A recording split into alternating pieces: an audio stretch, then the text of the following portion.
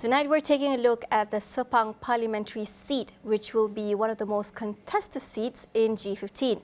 With 8 candidates in the fight, it will also be a hot battlefield between 3 women's wings chiefs. Faye Kwan join us with more on this.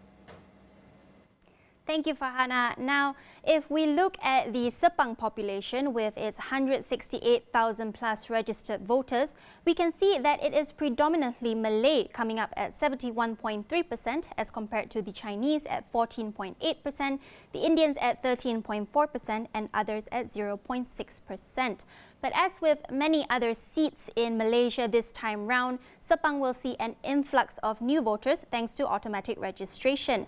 In fact, now 55% of its voters will be below the age of 40, many of them in the age category 21 to 29. And if we take a step back to GE14, we see a 3-cornered fight in Sepang with Pakatan Harapan's candidate Muhammad Hanifah Maidin taking the lead with just slightly over half of the overall votes at 51.56%.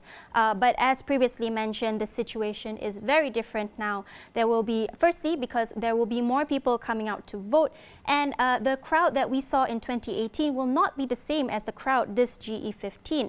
Secondly, also because now it will be an 8-cornered fight in Sepang with 2 independent candidates. Some of the main contenders, we have Perikatan Nasional's Rina Harun, Pakatan Harapan's Raj Muni Aiman Atira, who will be replacing Hanifah, as well as Barisan Nasional's Anwar Basiran. Some other notable mentions, we have Parti Utama Rakyat's Daud Leong, a lawyer, as well as independent candidate Syahrul Amrimat Syari, who was a councillor with Majlis Perbandaran Sepang.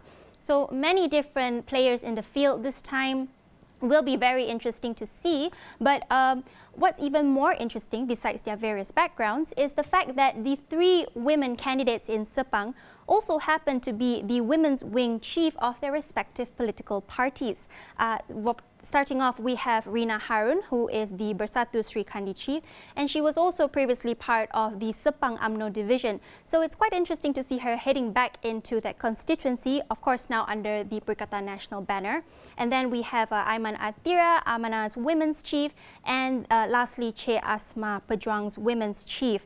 So it's the battle between the women's chiefs here, but of course, along with the other 5 candidates, it will be a tight contest here, and only one can emerge to occupy the Sepang seat. The same, of course, also goes for the 127 women candidates vying for parliamentary seats this GE15. And at such a small number as compared to the 818 male candidates, it really raises the question, Farhana, of what does this mean for women representation in our parliament and gender equality on the political landscape overall? We'll have to see how that turns out on November 19th. Back to you.